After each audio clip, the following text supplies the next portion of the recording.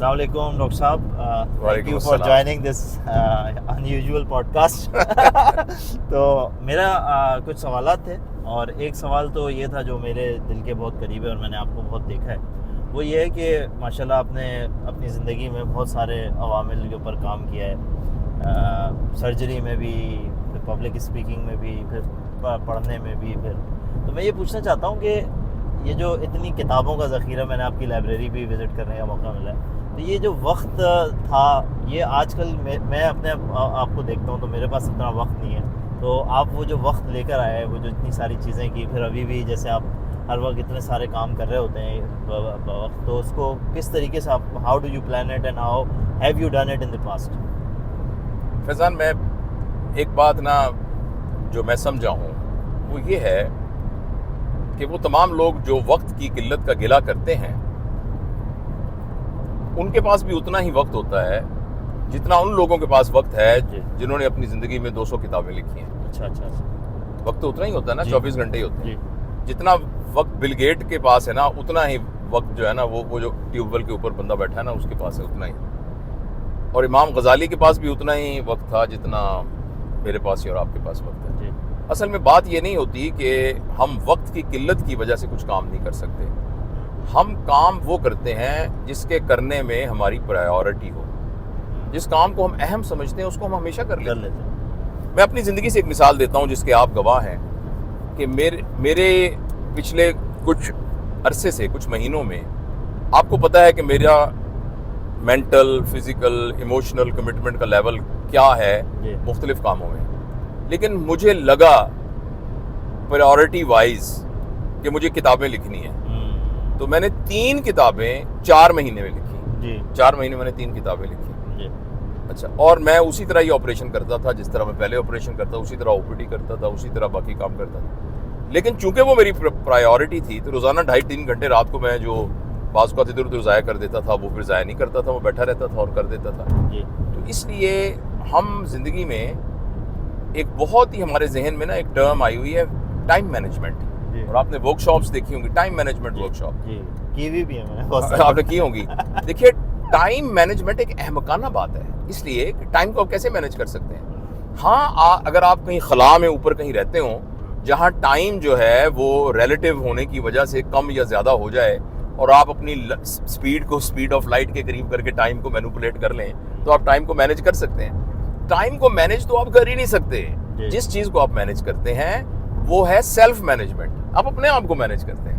اپنے آپ کو مینجمنٹ کرنے کو لوگ غلط نام دے رہے ہیں ٹائم مینجمنٹ. تو آپ اپنی پرائیورٹیز کو سیٹ کریں، پرائیورٹیز کو کریں، دیکھیں آپ کے لیے کیا اہم ہے. جو اہم کام ہے آپ دیکھیے گا کہ اس کے لیے آپ کو ہمیشہ ٹائم مل جائے گا. اور جب بھی آپ اہم کام پر توجہ دیتے ہیں تو آٹومیٹکلی آپ کی زندگی میں سے غیر اہم کام نکل جاتے ہیں.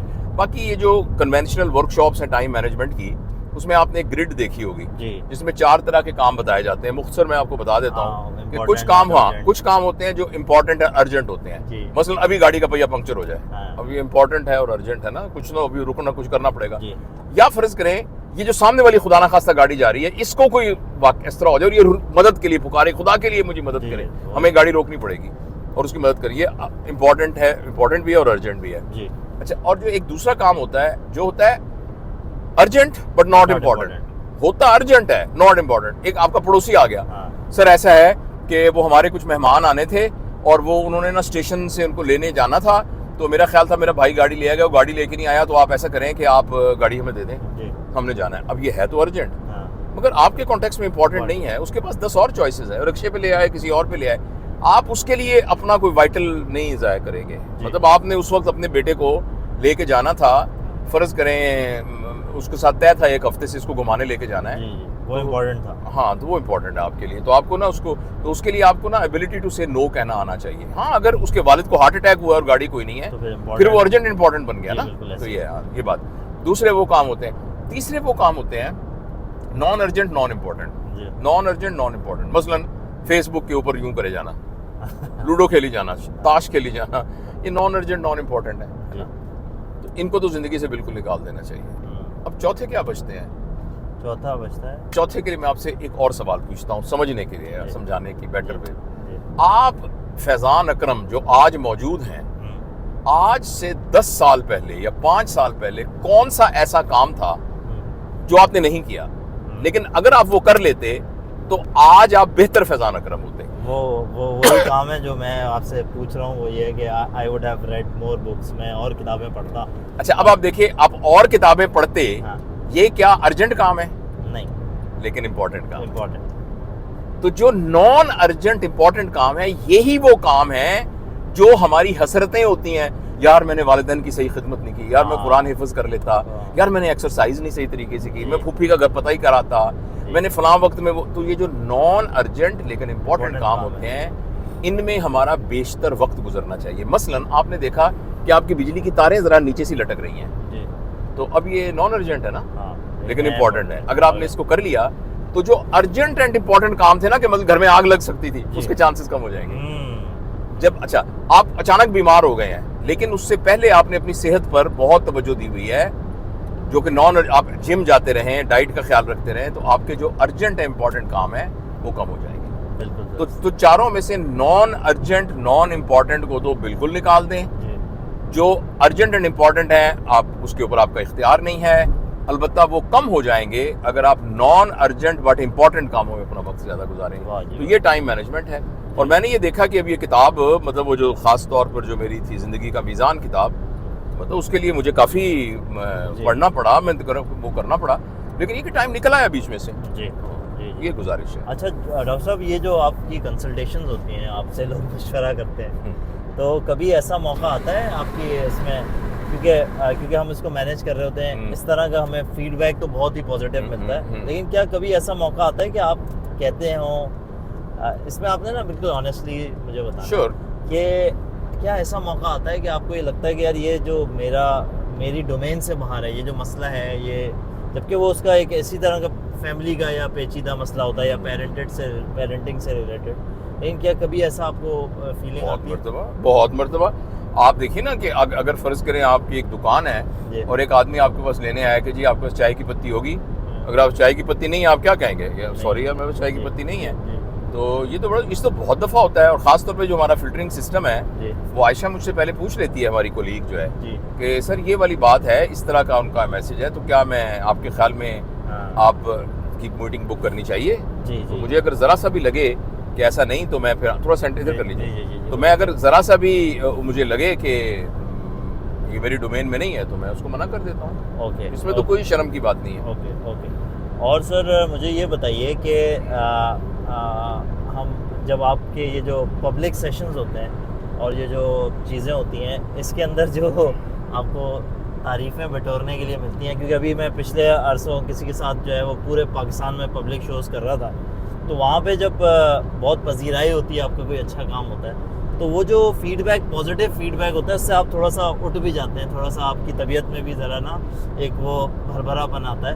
تو اس کو how do you counter it? اور میں کیونکہ آپ کے ساتھ کافی وقت گزارا ہے، مجھے لگتا ہے کہ اس سے آپ کو کوئی اثر نہیں ہوتا، تو وہ کیا فریم ورک آپ اپلائی کرتے ہیں جس کی وجہ سے دیکھیں یہ جو فیلنگ میرے ساتھ آتی ہوتی ہے؟ دیکھیں ایسا تو نہیں ہے کہ اثر نہیں ہوتا. یہ اگر کوئی شخص کہتا ہے تو وہ یا تو وہ بہت کوئی مطلب ولایت کے درجے پر فائز ہے کہ ہاں کہ اس کو تنقید اور اس سے نہیں فرق پڑتا، تو فرق تو پڑتا ہے.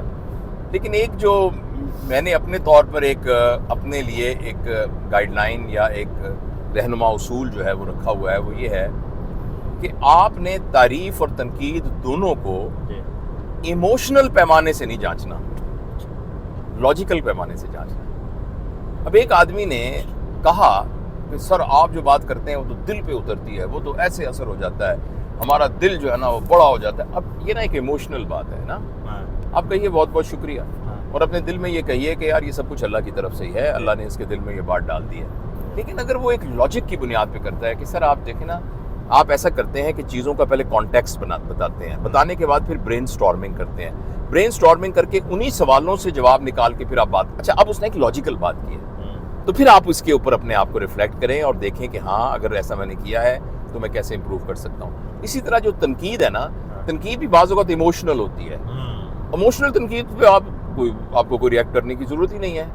اور جو تنقید لاجیکل بنیاد پر ہوگی تو یہ تو آپ کے لیے بہت احسان، یعنی جو لوگ آپ پر تنقید کرتے ہیں اور ان کی تنقید جو ہے وہ لاجک بیسڈ ہوتی ہے، وہ تو آپ کے محسن ہوتے ہیں. تو آپ ان سے روکیں ان کو اور ان کو کہیں مریض اس کو دوبارہ ایکسپلین کریں، ان سے اچھا سمجھنے کی کوشش کریں.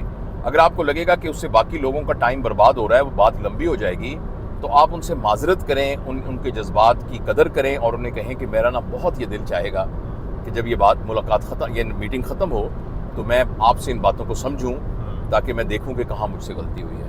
اور اگر فرض کریں ممکن ہو کہ وہیں وہ پوائنٹ آؤٹ کر دے اور آپ کو اندازہ ہو جائے کہ یہ غلطی ہوئی ہے، تو بہت زبردست موقع ہے آپ کے پاس کہ آپ پبلکلی اس کو اکنالج کریں اور یہ بتائیں کہ واقعی ان شخص کی وجہ سے میرا جو ہے نا یہ میرا کانسیپٹ غلط ہو. یہ تو بہت اچھی بات دیکھیں نا، بات کرنے والے کو یہ ایڈوانٹیج ہوتی ہے نا کہ وہ اپنے آپ کو اور لوگوں کی رائے کی روشنی میں چینج کر سکتا ہے. ٹھیک ہے ڈاکٹر صاحب، بہت بہت شکریہ آپ کا. It was wonderful talk. Thank you very much. Thank you.